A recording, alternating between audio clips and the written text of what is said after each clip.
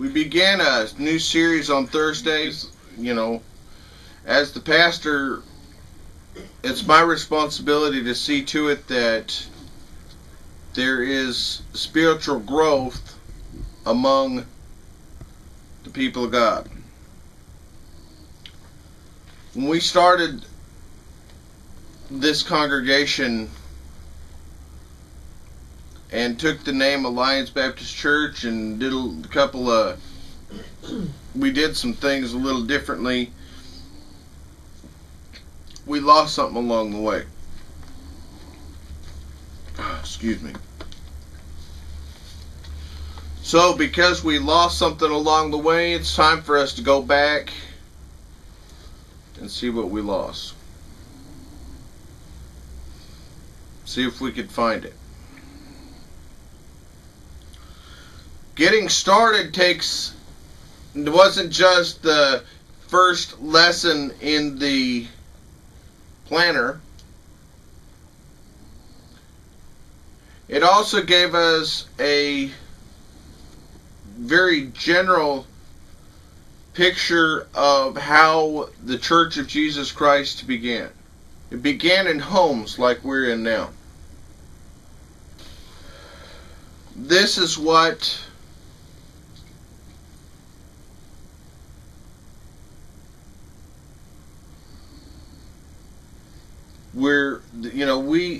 people will not take a home church that serious anymore.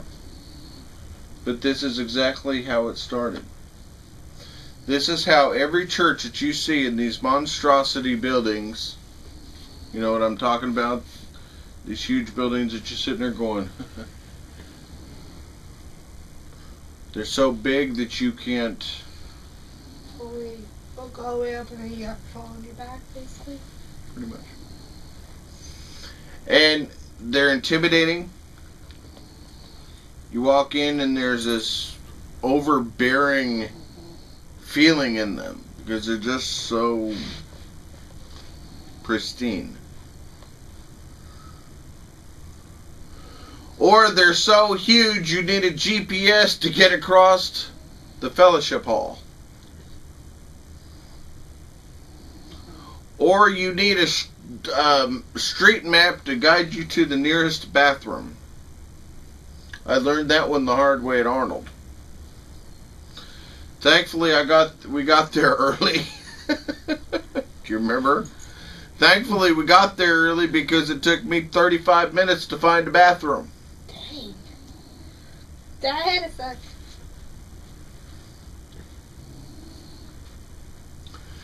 It took me 35 minutes to find a restroom. Nobody bothered to tell me, go to the sanctuary doors and go either to your right or to your left. To your right or to your left. And you'll be there. You'll run into the bathrooms. Didn't bother to tell me that if I walked the opposite direction and just kept walking, there would be a sign sticking out from the wall that said restrooms. What do you do? If they hadn't... If I got turned around and I needed to go to the second story, I could have gone to the elevator and went up the stairs and walked across the hall. But I will tell you this, I know where every bathroom in that building is. All 23 acres of it. But I will tell you this.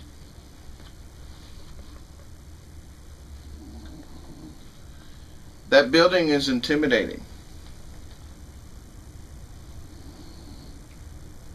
It is intimidating. When there's people in it, you're okay. But the minute you walk in there and you're by yourself, you're going, gee, this place is huge. Let me explain to you how huge this is. We just went through the Membership Matters class so that we kind of know how the church works and so on like that out there. And the Membership Matters class gives you some facts about the church.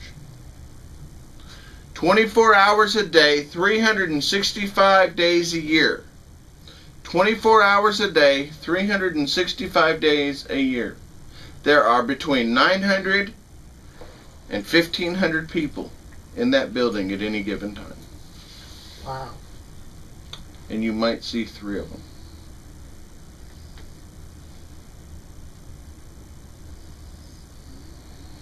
That's a lot of people. For a church of over 7,500 members, yeah, it is. But you've got to understand one thing. Arnold Baptist, First Baptist Church of Arnold didn't start in a 20-some-odd acre campus.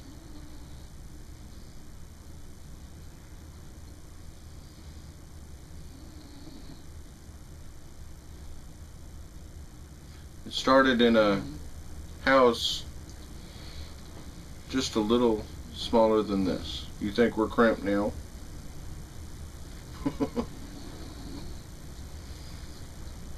The church didn't have a Christmas tree because they didn't have anywhere to put it. Now there's Christmas trees from one end of that place to the other.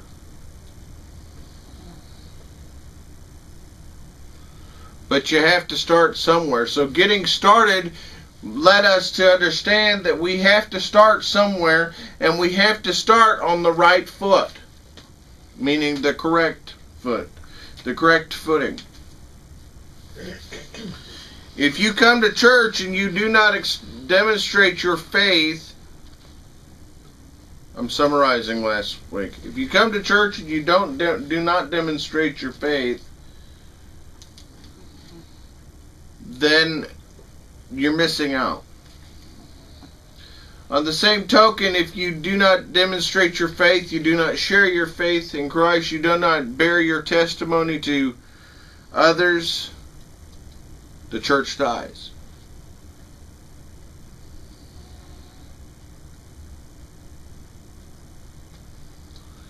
If you go to that extreme, the church will die.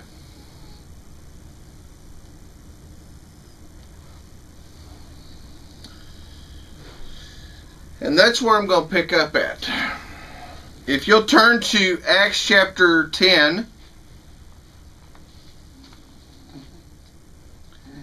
And I would have you start at 24, but verse 23 is split between 2 sections. So we can read the latter part of 23, and we'll read a quite lengthy passage. We'll read a quite lengthy passage. So we'll start with then the next day. Does everybody see where kind of sort of where we're at? Yeah. We'll start at then the next day. Right here.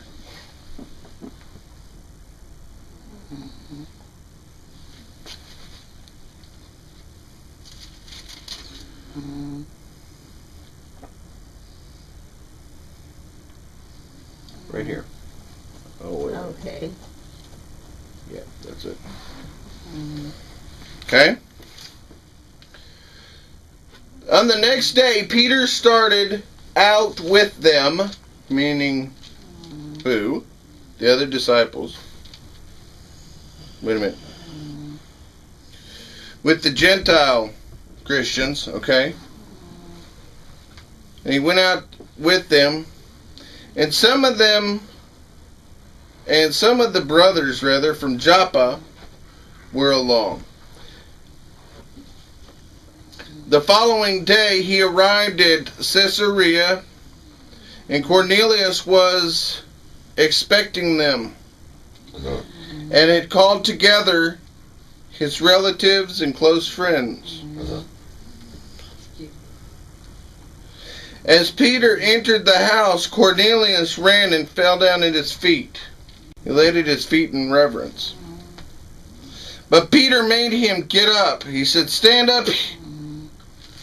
He said, "Stand up. I'm only a man myself."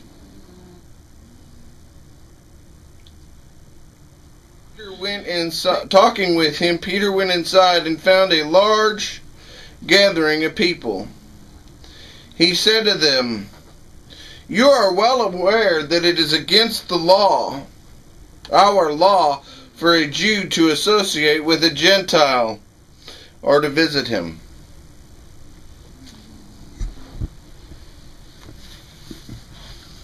Okay? I want you to pay attention to that.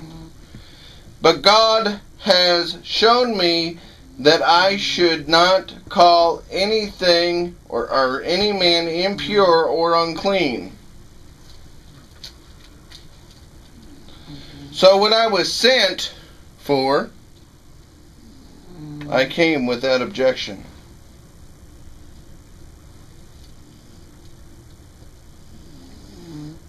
Now, may I ask why you sent for me?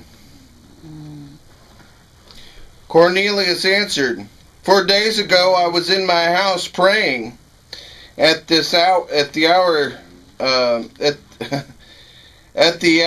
at 3 in the afternoon, and suddenly a man in shining clothes, that's an angel, stood before me and said, Cornelius, God has heard your prayers and remembered your gifts to the poor, send to Joppa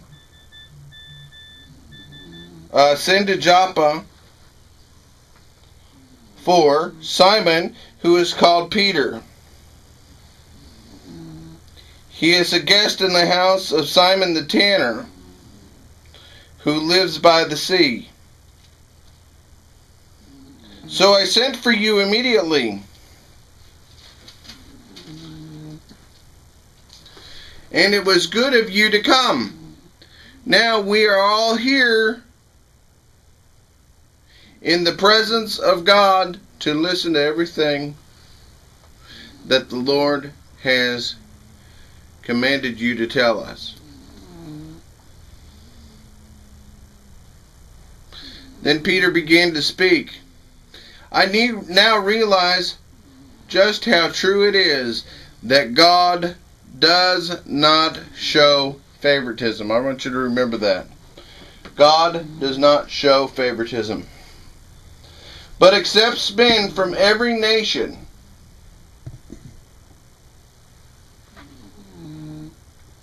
who hear him and do what is right. You know the message God sent to the people of Israel, telling the good news of peace through Jesus Christ, who is Lord of all. I'm going to stop right there and pick it up for a moment, because if I read much longer, not only will I lose you, I will lose myself and forget what I'm saying.